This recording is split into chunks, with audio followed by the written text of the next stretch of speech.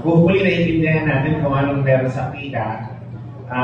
For now, we provide some small challenge for you guys to make you engaging in this activity, in this event.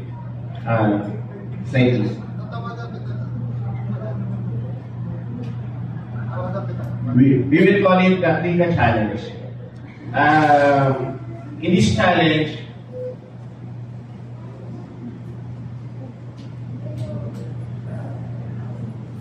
we will, you need to create a content, 15 seconds to 1 minute, and we will give some prizes. Ang mechanism naman madali lang.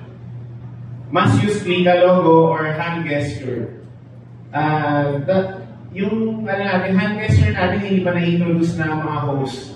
So, it will be like this. It's for Klika and Kalina. Like this. You can make a team or individual, and after that, we will decide who will be first prize, second prize, and third prize. Content aligns with Klika objective, person formations. We will show you some videos also na pwede nyo gamitin or gayahin. We will choose the top 3 most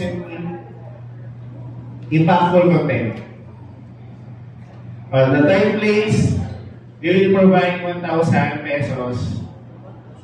And next, for the second place, we will provide 2,000 pesos. And in the first place, we will give 5,000 pesos. Anyhow, you still have 30 minutes to think what content you will provide. Only 15 seconds to 1 minute. It's enough already.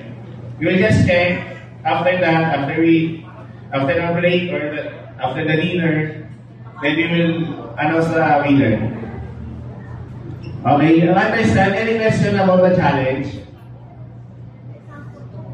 Clear ba kayo ba sa lahat ng influencers? Questions? Yung example daw. Sample daw. Mechanism daw, Miss May. Mechanism, Miss May. Hindi yung example.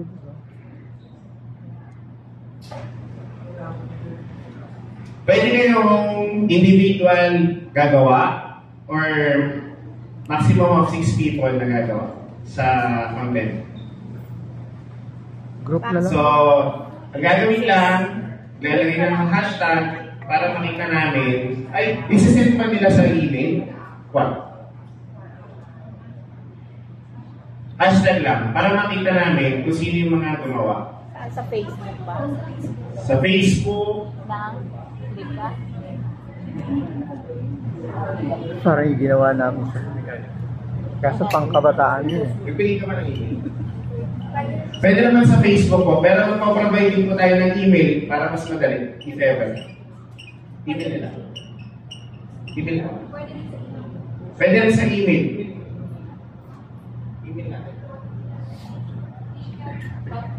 Klika.ph, yung email niya.